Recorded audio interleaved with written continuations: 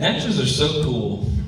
Do you agree? I mean, these girls are cool, right? I can't.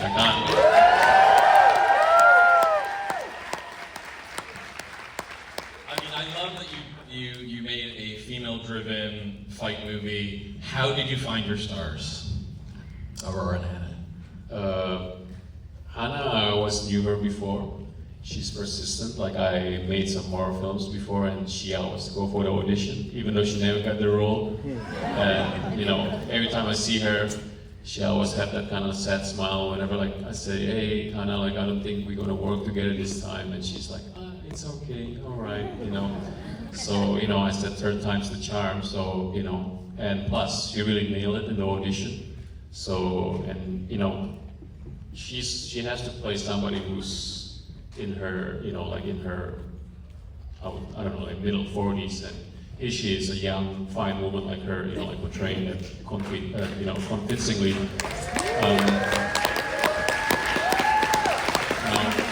Initially for the role of 13, like I was trying to go for the safer road, which is like casting somebody who's actually older and portrayed as younger.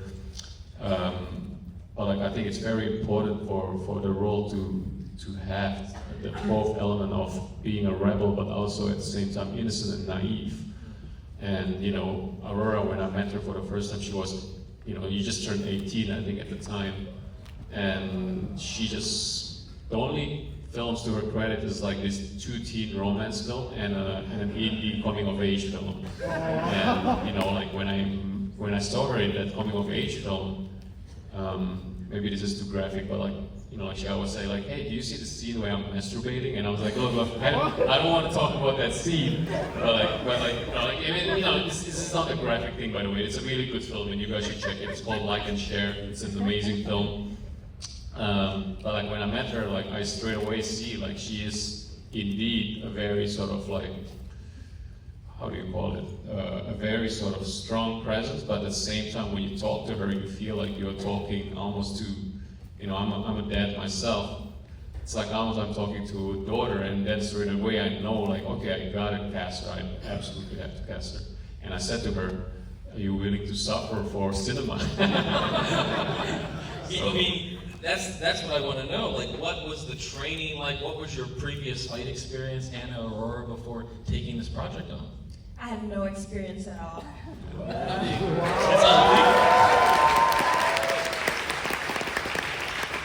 So what was the first step in training to become a shadow assassin?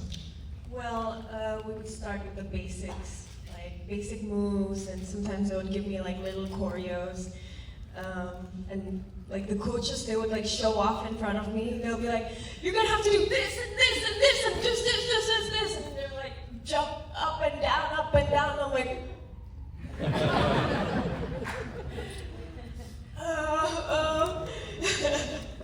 yeah, but it's a process. I trained for 4 months. I mean, that's even impressive. Please continue the applause. They deserve it. They deserve it. Now, I find in martial art films, the fighting style of a character says a lot about their character. Can we talk a bit about both 13 and Umbra's fighting style, and how, Timo, you kind of wanted them to fight? Like, what was sort of the motivation in your discussions with the choreographers? But also, I'd love to hear from the actors in terms of how they felt their character's fighting style represented their characters. Right, so with 13, I always see a character who's, I always feel it's a wrong sort of perspective when people say, "Hey, an 80 pounds girl cannot defeat such and such a 6'3", whatever, fuck man," you know, like, look at Tjahjanto, like he's literally this high, and like he can kick my ass anytime, you know, like, and when I see Aurora, like when she trains, like you definitely see the transformation in her body physically, because like, you know, she started as someone who can't do push-ups, and you know, like every time between takes, all she does now is like push-ups. You know, she's a push-up master, and so straight away I kind of realized, like, well, the role of the master and the student, there's a difference. The master should be elegant and sharp and deadly, and almost slick in a sense, you know, like, and that's what Umbra is all about. Well, the protege, 13, she should be almost like a little tank. You know, like she should be resilient, but at the same time prone to a certain clumsiness. And I think you sort of tell like she's somebody who moves her body in a sense that it's less calculated, but more instinctual and more driven by this sort of single-mindedness, you know, while Umbra is more cold and methodical, so to speak. And I hope that sort of projects in the choreography. I think it does. Aurora and Hannah, you fight so many people in separate sequences in the film, but eventually you collide together. What was it like working together in your fight sequence? Oh, yeah. It's Aurora and I easily connected. We bond through a lot of discussions, and I think the training sessions not only to learn the choreography, but also to also bonding time for us, because we sweated together, we cried, we laughed, and I think that strengthened our bond as well. Yeah, the training for 4 months really bonded us together. And also in real life, I feel like we're so connected on and off screen. super similar as well, and we can relate to each other. They both believe in zodiac, so you know, that's Yeah, just something. that's true. And we both meditate, so you know what I'm talking about. So I'd like to, before throwing it over to the audience, I'd like to talk to the producers. I mean, this action movie has everything. Was there ever a moment where you were just intimidated by the ambition that Timo set forth? And what was that biggest challenge where you're like, okay, how are we going to do this? Hell no. I mean, we expected Timo to do something bigger and better and better, and you know, and he just delivers every time. So yeah, so it was all expectation, and thanks to Netflix too for getting this done with us. And the never-ending supply of cocaine helps.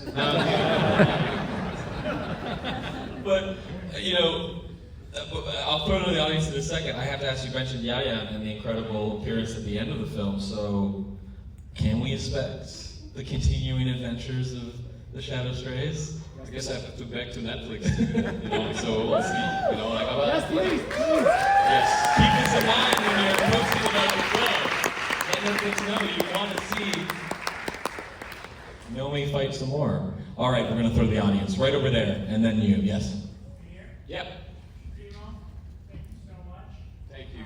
Tonight comes for us one of my all-time favorite movies. Hey, thank you very much. You're a master. I really appreciate you. Thank you. When you're building these, your action films specifically, also your horror films, are you thinking about the sequences or the narrative first? What gets built out in your head first? The question is about narrative versus the action sequences. Are you thinking of the action sequences first and then finding, like, is there an action sequence in this film that existed before you even knew what the story was, for instance? Well, I think the very base of the idea is always sort of relationship. That I really want to tell a story about a flaw, like a fractured relationship between a master and a student. You know, and initially the very first idea that I have is actually the master gets to kill the student and learn something. You know, and as the story progresses, I kind of developed like, nah, I think it should be the other way around. The master learns, but like, as the master learns, she learns while she's on the brink of death, and that becomes almost like it's weird, it's very Buddhist in a way, like that this whole circle of life and death thing. But like, no, like, I mean, this is probably one of the film, with Night Comes for Us, it was like that. It's a lot of like, oh shit, I want to see a guy getting killed in a slaughterhouse. Okay, oh shit, I want to see a guy getting his testicles ripped by a crowbar. You know, like that. I'll make a story around there. But like with this one, actually, it's really unusually for me. It's the characters first, and then I kind of create a story around that. Yeah. There was another question right beside that person, yeah. Hi, Timo. Thank you so much for that. That was Thank you very much, man. just a quick question. I don't know if I imagined it. Was that a Scarface reference in the warehouse fight? Yes, actually, you're right. And you know what? I actually told him to stand like the way Tony Montana. I do it! I do it! Yes, over there. We'll go to the dress circle next. What was favorite killer moves? I would probably ask the girls. Look, here's the thing. I'm a pussy in real life, but I'm really jaded. I'm really jaded when it comes to cinematic kills. You know, so I guess I would say my favorite will be. My favorite will be the frying pan, sort of like. Just because here's the thing, like I don't know if some of you guys, but like I've touched like a hot saucepan before, and it gave me trauma for the whole movie. I just love that guy was already out, and he was like, "You just stay there, man." He's committed. He's committed. He's He very already got committed. his bribe money, so he has to. I'd love to hear from Aurora and Hannah if there was a move or a moment that was maybe very difficult or very challenging, and when you achieved it, it was just so satisfying and so. Every single action scene. Fair answer. Like before take, I'm always like, oh, I'm gonna die. But when it's like action. She's crazy though. She's crazy. Trust me. I always tell the story about like when we shoot that warehouse scene when she's fighting Scarface Jr. over there. It's literally 3, 4 a.m. in the morning in a dusty ass warehouse.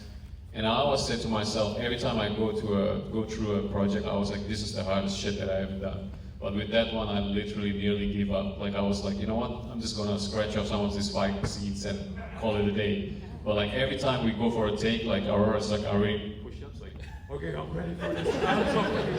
And I'm embarrassed, like I'm a grown-ass man, and I'm like, all right, I guess we'll do it. We'll go through it.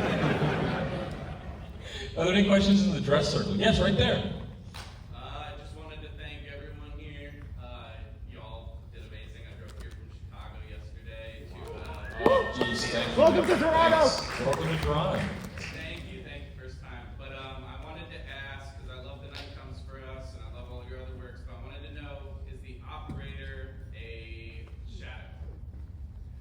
Is the operator, is she a... Is she connected to this movie? Well, that's a very open interpretation, But like, I would like to believe that the world is a small place, isn't it? So, you never know. Thank you for that. And thank you for driving, man. I appreciate that. Are there any balcony questions? Yeah, right here. Go for it. Okay. First of all, thank you. A great movie.